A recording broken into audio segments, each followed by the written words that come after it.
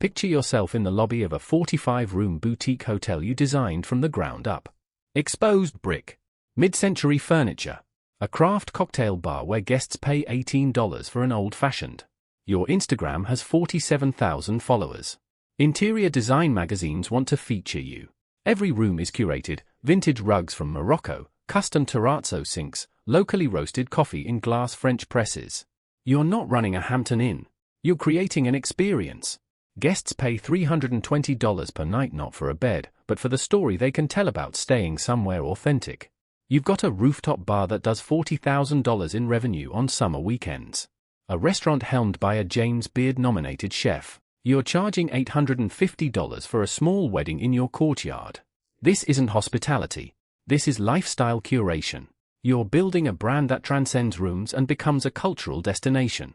This is the dream every hospitality entrepreneur sketches on napkins in coffee shops.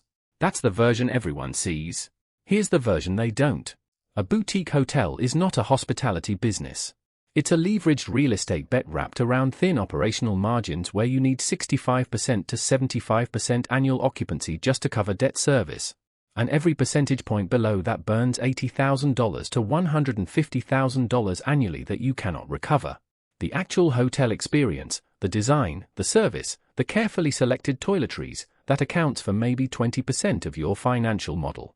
The other 80% is real estate acquisition costs, construction overruns, RevPAR calculations, channel distribution fees to Expedia and Booking.com that consume 15% to 25% of every reservation, and labor costs that represent 35% to 50% of revenue in an industry where you cannot automate check-in without destroying the boutique positioning. Here's the uncomfortable truth. You're competing against Marriott and Hilton brands that have global loyalty programs, $8 million annual marketing budgets per property, and negotiated corporate rates with every Fortune 500 company.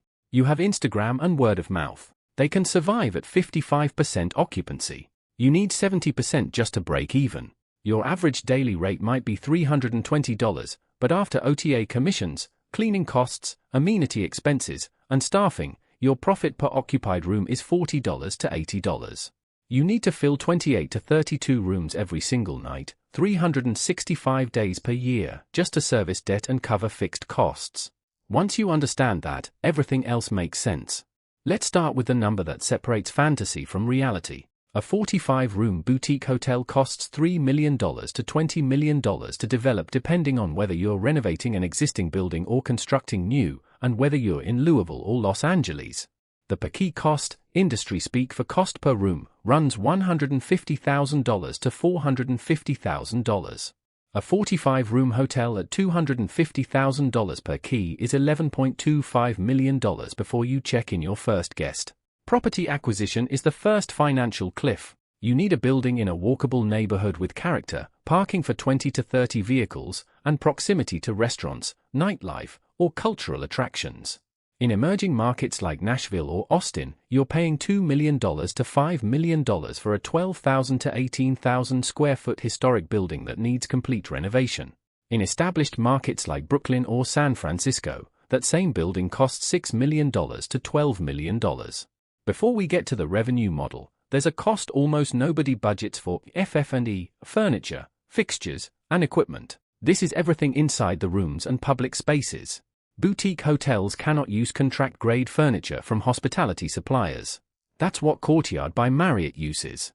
You're sourcing vintage credenzas, commissioning custom headboards, installing Italian tile in every bathroom. FF&E for a boutique property runs $20,000 to $45,000 per room. For 45 rooms, that's $900,000 to $2,025,000 just for furniture and finishes. A single custom lighting fixture for the lobby costs $8,000 to $25,000. Multiply that across the property and you're hemorrhaging capital on aesthetics before operational reality sets in. Construction and renovation costs are where budgets explode. Gut renovating a historic building to modern hospitality standards, new HVAC, plumbing, electrical, ADA-compliant elevators, commercial kitchens, fire suppression, runs $200 to $400 per square foot. A 15,000 square foot building at $300 per square foot is $4.5 million in construction costs. And construction always goes over budget. Always.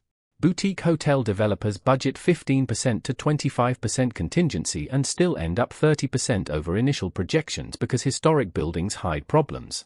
You open a wall and find asbestos. You dig for utilities and hit bedrock. A project budgeted at $8 million finishes at $10.5 million. Technology and systems infrastructure costs $150,000 to $400,000. Property management systems, keyless entry, Wi-Fi infrastructure that actually works in a brick building, integrated POS for the restaurant and bar, booking engine integration with OTAs. You're building a tech stack that connects reservations to housekeeping to revenue management to accounting. This is not optional. Without it, you're running a 45-room hotel on spreadsheets and prayer. Staffing and pre-opening costs run $200,000 to $450,000. You're hiring and training a general manager, $65,000 to $95,000 annually, front desk staff, housekeepers, restaurant staff, bartenders, and maintenance, 60 to 80 employees for a 45-room property. You're paying them for 2 to 4 months before opening while they learn systems and participate in soft openings. Licenses, permits, and insurance at $120,000 to $250,000. Liquor licenses in competitive markets cost $50,000 to $400,000 depending on jurisdiction availability. General liability and property insurance runs $45,000 to $85,000 annually. Then there's working capital, the cash you need to cover operations during the ramp-up period when occupancy is 20% to 40% while you're building awareness. Budget $300,000 to $600,000 to survive the first year. Add it up. Property acquisition, $3 million to $8 million. Construction, $3 million to $6 million. FF&E, $1 million to $2 million. Technology, $200,000 to $400,000. Pre-opening and working capital, $500,000 to $1 million. Total, $7.7 million to $17.4 million. You are building a boutique hotel, not opening a coffee shop. The capital requirement is closer to building a small hospital than starting most businesses. Most people who fail here don't fail for dramatic reasons. They fail because of 3 traps that look manageable until they're catastrophic. The first trap is OTA commission dependency. Online travel agencies, Expedia, Booking.com, Hotels.com, charge 15% to 25% commission on every reservation. When you're launching, 60% to 80% of your bookings come through OTAs because you have no brand recognition. A $320 room booked through Booking.com costs you $56 to $80 in commission. Over a year at 70% occupancy with 65% of bookings through OTAs, you're paying $180,000 to $320,000 in commissions. You're dependent on platforms that commoditize your product and train customers to price shop. Boutique hotels that cannot build direct booking channels bleed margin to OTAs indefinitely. The second trap is seasonal occupancy volatility. You build your financial model assuming 70% average annual occupancy. But occupancy is not linear. In leisure markets, you might hit 85% to 95% in summer and 40% to 50% in winter. The math that works at 70% average annual occupancy catastrophically fails when you realize you have 4 months below 50% occupancy. During low season, you're still paying full freight on debt service, insurance, property taxes, and minimum staffing. A hotel that makes $60,000 per month in summer loses $30,000 per month in winter. By month 18, you've burned through working capital and you're negotiating with lenders. The third trap is concept fatigue and refresh cycle costs. Boutique hotels are trend-driven. The aesthetic that feels fresh in year 1 feels dated in year 4. The Instagram crowd moves on. Your occupancy drifts from 72% to 64% to 58% as newer properties open with the next design trend. To stay competitive, you need to refresh FF&E and redesign public spaces every 4 to 6 years. That costs $800,000 to $1,500,000. Owners who cannot afford refresh cycles watch their properties decline into mid-tier status where they're competing on price, not experience. Once you drop rates from $320 to $240 to maintain occupancy, you've destroyed the business model. Here's the part that changes how you see this entire business. Boutique hotels make money on a simple but unforgiving formula: rooms revenue plus food and beverage revenue minus operating costs minus debt service. The margin between success and failure is shockingly thin. The core metric is RevPAR, revenue per available room. This is average daily rate multiplied by occupancy rate. If your ADR is $320 and occupancy is 70%, your RevPAR is $224. Multiply that by 45 rooms and 365 days and you get annual rooms revenue of $3,679,800. But rooms revenue is not profit. Now subtract costs. Housekeeping and cleaning supplies run $18 to $28 per occupied room. Front desk and guest services labor is 12% to 18% of rooms revenue. OTA commissions at 18% of total bookings consume $440,000 to $660,000. Utilities, property taxes, insurance, and maintenance run $650,000 to $950,000 annually. After direct room costs and overhead, rooms revenue generates 35% to 45% profit margin, $1,290,000 to $1,650,000 in gross operating profit. Now add food and beverage. A hotel, restaurant and bar doing 120 covers daily at $55 average check generates $2,400,000 annually. F&B margins in boutique hotels run 18% to 28% because you're paying for quality ingredients and skilled labor. F&B contributes $430,000 to $670,000 in GOP. Total gross operating profit, $1,720,000 to $2,320,000. That sounds strong until you subtract debt service. If you borrowed $9 million at 7% interest on a 20-year note, your annual debt service is $837,000. After debt service, you're at $883,000 to $1,483,000 in net operating income.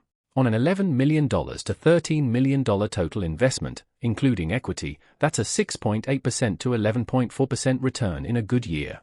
Now we get to the number that actually determines everything, break-even occupancy. This is the occupancy rate where revenue exactly covers operating costs and debt service. For most boutique hotels, break-even occupancy is 55% to 65%. Below that, you're losing money every month. These numbers are based on industry averages and should be treated as a framework for thinking, not a guarantee of any particular outcome. The hotel business is a volume game with thin margins. You're not making $150 profit per room. You're making $40 to $80 per occupied room after all costs. You need volume and consistency. Miss occupancy targets by 8 percentage points and you've erased your entire profit. Let's talk about The Broom in New York's Lower East Side. The Broom was a 14-room boutique hotel that opened in 2016 with significant fanfare. Condé Nast Traveler featured it. Instagram influencers loved it. Rooms went for $350 to $550. The design was immaculate, custom everything, collaborations with local artists, a lobby bar that became a neighborhood destination. By 2019, The Broom closed permanently. What happened? The property was too small to achieve economies of scale. With only 14 rooms, even at 80% occupancy and $425 ADR, annual rooms revenue was $1,750,000. After operating costs and debt service on the $6 million to $8 million property investment, there was no path to profitability. This is not a story about bad luck. This is a story about unit economics that never worked. 14 rooms cannot generate enough revenue to cover the fixed costs of operating a full-service boutique hotel in Manhattan. Now take Ace Hotel. They understood something critical. Boutique hotels need to be large enough to spread fixed costs but small enough to maintain authenticity. Ace properties run 100 to 280 rooms, far larger than typical boutiques. This gives them labor efficiency, F&B volume, and event space revenue that smaller properties cannot achieve. They also monetized adjacent revenue, retail partnerships, record labels, event production. Ace built a lifestyle brand that extended beyond rooms. At peak, the brand was valued at over $100 million before being sold to a larger hospitality group. They succeeded by rejecting the small is authentic orthodoxy and building at scale. Here's what the smartest operators in this industry do differently. They don't just sell rooms. They monetize every asset the property contains. First, event and private dining spaces. A 1,200 square foot courtyard or rooftop can host 12 to 20 private events monthly, corporate dinners, rehearsal dinners, brand activations. Charge $2,500 to $8,000 per event depending on season and services. Add F&B minimums and you're generating $450,000 to $1,200,000 annually in high-margin event revenue. The space exists whether you monetize it or not. Second, brand partnerships and collaborations. Your lobby, restaurant, and rooms are content creation spaces. Partner with furniture brands, spirits companies, automotive brands for activations and installations. Charge $15,000 to $60,000 per partnership for a 3-month installation plus content rights. For partnerships annually add $60,000 to $240,000 in pure margin revenue. Third, retail and gift shop operations. Curate a small retail selection, local goods, hotel-branded items, design objects. Guests buy candles, coffee, robes. Markup is 100% to 250%. A well-merchandised 200 square foot retail area generates $80,000 to $180,000 annually in revenue with 50% to 65% margins. Fourth, long-term corporate housing and monthly rentals. Allocate 6 to 10 rooms for month-long rentals to relocating executives, film production crews, or digital nomads. Monthly rates are $4,500 to $8,500, lower than nightly rates but guaranteed occupancy with no OTA commissions. 10 rooms rented monthly generate $540,000 to $1,020,000 annually with minimal incremental cost. Here is the honest math, not the pitch deck version, the real version. Good year scenario. Your 45-room boutique hotel in a strong leisure market hit 73% annual occupancy at $335 ADR. RevPAR, $245. Annual rooms revenue, $4,024,000. F&B revenue from restaurant and bar, $2,600,000. Event and other revenue, $420,000. Total revenue, $7,044,000. Operating costs, labor $2,460,000, 35%, direct costs $1,270,000, 18%, overhead and marketing $985,000, 14%. Total operating costs, $4,715,000. Gross operating profit, $2,329,000. Debt service at $850,000 annually. Net operating income, $1,479,000. On a $12 million total investment, that's a 12.3% return. Strong performance. Bad year scenario. A new 110-room boutique hotel opens 8 blocks away. Your Instagram engagement drops because the new property is the hot spot. Occupancy falls to 61%. ADR drops to $295 as you lower rates to compete. RevPAR, $180. Annual rooms revenue, $2,957,000. F&B revenue drops to $1,950,000 as restaurant traffic declines. Event revenue, $280,000. Total revenue, $5,187,000. Costs don't compress proportionally.